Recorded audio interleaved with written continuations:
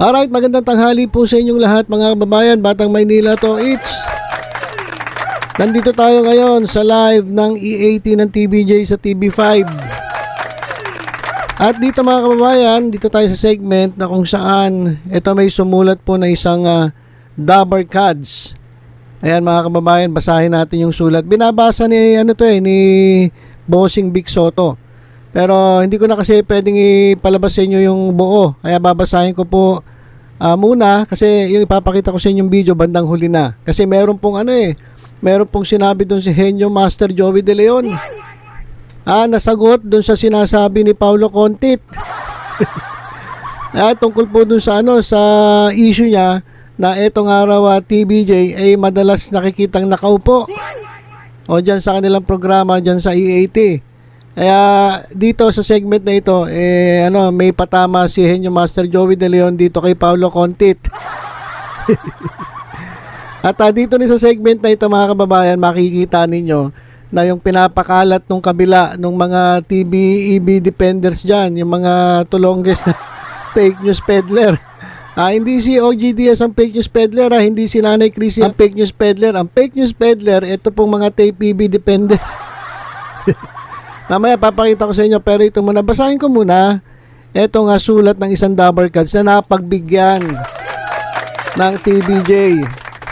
Ito po, ang sumulat po ay si Jessica B. Ramos. At sabi niya, magandang araw po Dabber Cards. Sumulat po ako dito dahil gusto ko rin po magkaroon ng extra business po. Ang daming po nito Kaya sabi nila, sobrang galang naman itong sumulat na to. Kasi ang dami po mamaya bilangin natin kung ilan. O gusto rin daw niya magkaroon ng extra business po kapag sa bahay lang po ako. Gusto ko po kasi makatulong po ako sa mga magulang ko at magkaroon ng extra income para po sa mga anak ko po. Gabi, ang dami naman po. Dalawa na po silang nag-aaral, grade 1 at grade 7 po. Gusto ko po makaipon para po sa future nila, para po mag-aral o mapag-aral ko pa po sila hanggang college. Sana po isa po ako sa mapili nyo po. At ang basa ni Bossing Vic Soto dito mga kababayan, itong emoji, pray, pray, pray, pray, pray. Maraming salamat po. God bless po and more power po. Ayan po, tapos may heart, heart, heart, heart, heart. So yan mga kababayan yung yung sulat ng isang Dabber Cards. At ito yung yung patama na ni Henyo Master Joey De Leon dito kay Paulo Contit, dito kay Boy No Sustain mga kababayan. Pakinggan natin. Pray, pray, pray, pray, pray, pray. Maraming salamat po. God bless po and more power po. Heart, Meron pa. Meron pa, ano? Vic, huwag kang maupo. Ito na po, nakatayo na po. Ang email po ay galing po kay... Alright, so yan po yung yung banat ni yung Master Joey De Leon dito kay Paulo Contit, kay Boy No Sustain. Kasi nung nakaraan, grabe yung ginawa nito ni Paulo Contit. Ang ginawa niya, nakasuot po siya ng puti, long sleeves. At kaya pala daw lagi nakaupo itong TBJ dyan sa kanilang programa. Dahil kapag naka-long sleeve nga daw, ang hirap kumilos. Kaya sabi niya, siya naman kahit naka-long sleeve, hindi daw siya gagaya dito sa TBJ na lagi nakaupo. So yun yung banat ni Paulo Contit. Ni Boy No Sustain.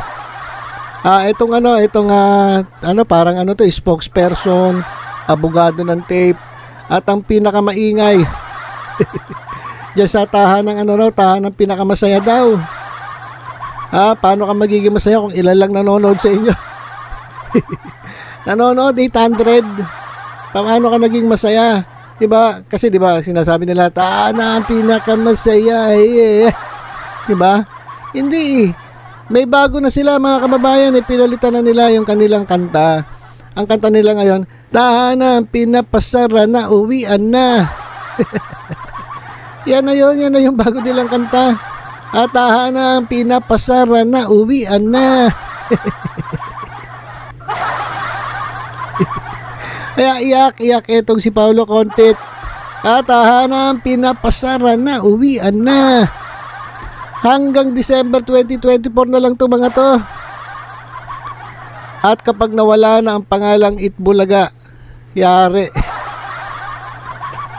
At malamang wala nang bonus. Etong si Paulo Contit, nakapit na kapit. Dito sa tahanan pinapasara na, uwian na. So yun mga kababayan, yung banat ni Henyo Master Joey De Leon dyan kay Paulo Contit. At eto pa, bago tayo magtapos may papakita ako sa inyo. Eto. Ayan. Igigit na natin. Eto mga kababayan. Kaya! Alright, sa mga nagsasabi dyan, lalong-lalo na doon sa mga pekeng EB defenders. Mga fake tape EB defenders. Ayan. Sinong nagsabi sa inyo na lumipat na ang pure gold sa tape? Etong nasa screen natin mga kababayan, ito ay live E80 episode ngayong araw ng Sabado, December 9, 2023. Live na live po yan. Ano ba yung nababasa nyo? Sino yung nababasa nyong sponsor? Ano yung sinasabi nyo na ang pure gold ay lumipat na sa tape? Ano basa nyo dyan? Mga tahanang pinapasaran na, uwian na. Ano? Diba liwa-liwanag, pure gold. Binigyan ng 44 kabuhayan showcase etong si Jessica. Etong contestant. Pero mo Boracay pa yan. Wala dyan, mahal dyan sa Boracay. Boracay Store, pure gold. Sa mga nagsasabi, doon na lang yung mga nagsasabi, hindi na natin mapapangaralan yan. Talagang likas na sa kanila yung mapagkunwari. Sabi nga ni Mayor Jose Manalo, galit na galit siya sa fake, galit na galit siya sa illegal, at galit na galit din siya dun sa kinakalawang.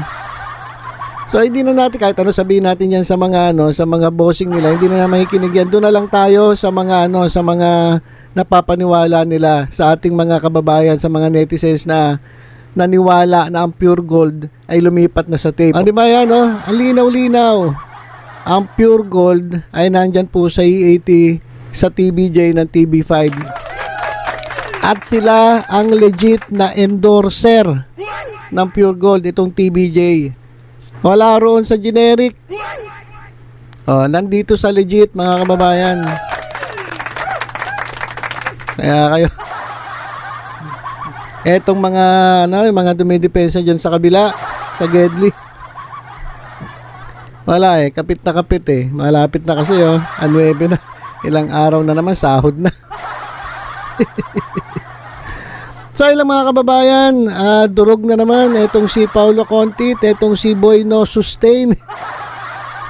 At dun sa mga nagpapakalat ng pure gold ay lumipat na sa tape, ito po katunayan na fake news po yan sila. Dahil ang pure gold mga kababayan, nandyan sa E80 ng TBJ sa TV5. Tahanang pinapasaran na, uwian na. Tara, uwian na tayo. Salamat po mga kababayan sa patuloy yung pagtutok sa Batang Maynila. Ingat po tayong lahat. God bless.